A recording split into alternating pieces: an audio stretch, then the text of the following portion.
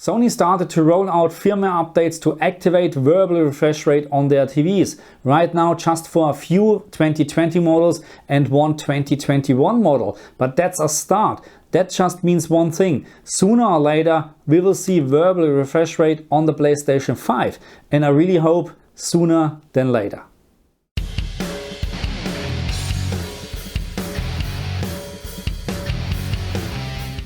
Hello my friends and welcome back to my channel Armog for All. And finally Sony started to update their TVs with a very important firmware update. More to follow according to Sony, and hopefully we see a very important firmware update on the PlayStation 5 soon. Verbal refresh rate. And at this very moment it looks like we have the Sony X85J, which supports verbal refresh rate, and also we have the X900H and the XH90 from 2020, but right now it looks like just in China. So I can't prove or verify anything of this because I don't have a Sony X85J or any X900H, but that's great news because in my opinion verbal refresh rate is one of the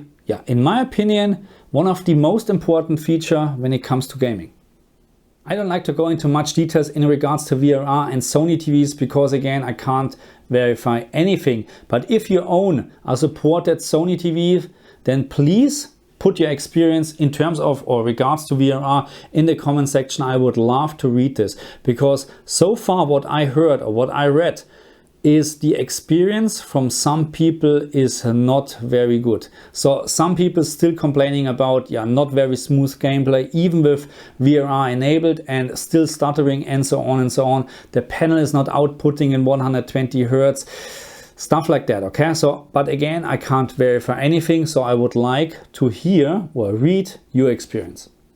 And again, VRR is for me a very important feature when it comes to gaming. I'm using VRR since years on the PC already, and I really can't think about not to use it anymore on the PC because I would end up with stuttering and stuff like that. Because compared to the consoles on the PC, not a single game I think is working with dynamic resolution. I mean, we have some games where you have maybe the option to use dynamic resolution, but this is really more a console feature.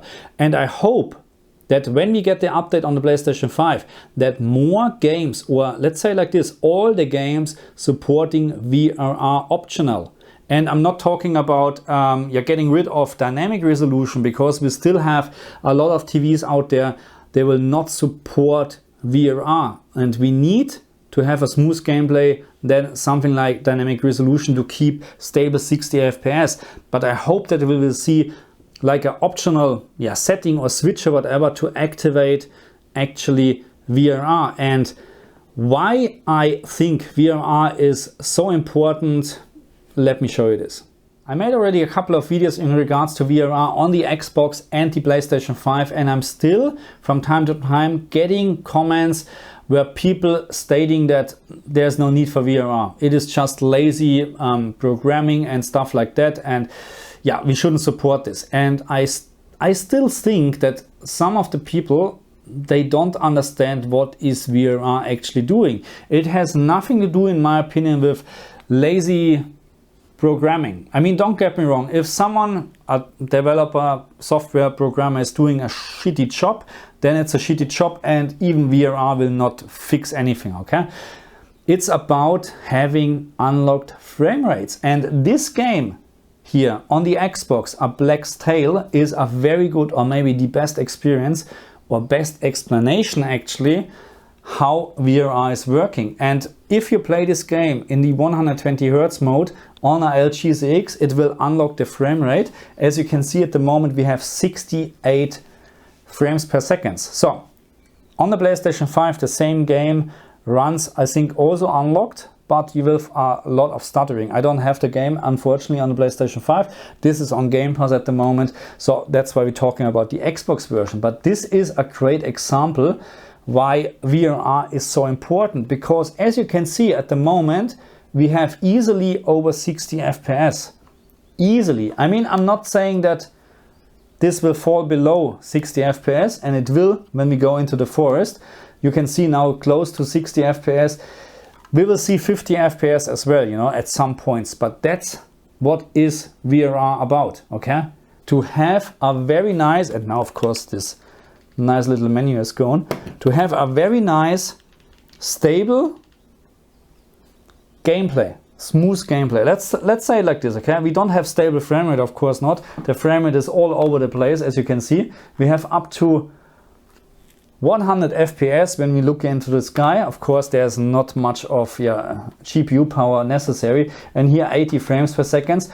You can see this game at this very moment, in this scenery, easily over 60 FPS. And this is what VRR is about, in my opinion, because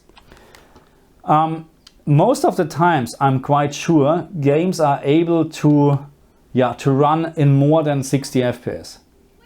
And what we're doing here with not having VRR enabled is actually we're limiting ourselves. We're limiting our display just to forcing 60 FPS or to output 60 FPS, which is bad because 80 FPS, 20 FPS more, makes the picture less blurrier than 60 FPS. This is very easy. Just compare 30 FPS with 60 FPS and you have the same result. The more FPS you have, the clearer the picture is when it comes to movement.